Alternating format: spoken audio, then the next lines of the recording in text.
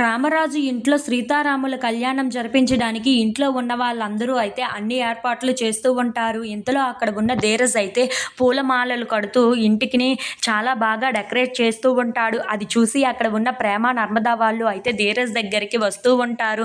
ఇంతలో అక్కడ ఉన్న చందు మాత్రం చాలా కోపంగా వల్లిని బయటికి లాక్కొని తీసుకొని వచ్చి పక్కకు నెట్టేస్తూ ఉంటాడు. అది చూసి అక్కడ ఉన్న వల్లి అయితే ఒక్కసారిగా షాక్ అయిపోతూ ఉంటుంది.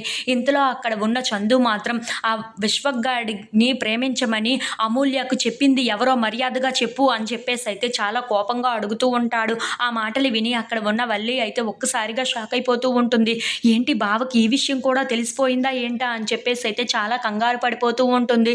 ఇంతలో అక్కడ ఉన్న చందు మాత్రం చాలా కోపంగా మర్యాదగా చెప్తావా లేదా, అసలు విశ్వక్ని ప్రేమించమని అమూల్యకు చెప్పింది ఎవరు అని చెప్పేసి అయితే అంటూ ఉంటాడు. ఆ మాటలు విని అక్కడ ఉన్న వల్లి అయితే ఆ అమూల్యాని ప్రేమించమని విశ్వక్ మీద ఉసుగొలిపింది ఎవరు అని అంటే అని చెప్పేసి అయితే అంటూ ఉంటుంది.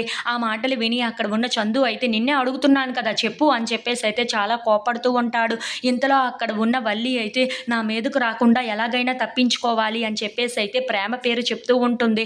ఆ మాటలు విని అక్కడ ఉన్న చందు అలాగే అమూల్య వాళ్ళు అయితే ఒక్కసారిగా షాక్ అయిపోతూ ఉంటారు. ఇంతలో అక్కడ ఉన్న చందు నువ్వు చెప్తుంది నిజమా అని చెప్పేసి అయితే అంటూ ఉంటాడు. ఆ మాటలు విని అక్కడ ఉన్న వల్లి అయితే అవును బా, నేను చెప్తుంది నిజమే బా, నా మీద ఒట్టు బా, నీగో అమూల్యను ఉసుగొలిపింది ఎవరు అంటే ప్రేమనే అని చెప్పేసి అయితే అంటూ ఉంటుంది. ఆ మాటలు విని అక్కడ ఉన్న అమూల్య అయితే ఒక్కసారిగా షాక్ అయిపోతూ ఉంటుంది. ఇంతలో అటువైపుగా ప్రేమ నర్మదా వాళ్ళు వెళ్ళి ఆ మాట విని ఒక్కసారిగా షాక్ అయిపోతూ ఉంటారు. ఏంటి ఇది నా మీదకు నెట్టేసింది అని చెప్పేసి అయితే అనుకుంటూ అక్కడ ఉన్న ప్రేమ అయితే చాలా కోపంగా వల్లి వైపు చూస్తూ ఉంటుంది. దీని సంగతి ఊరికనే వదిలిపెట్టను అని చెప్పేసి అయితే చాలా కోపంగా వల్లి దగ్గరకైతే వెళ్తూ ఉంటుంది.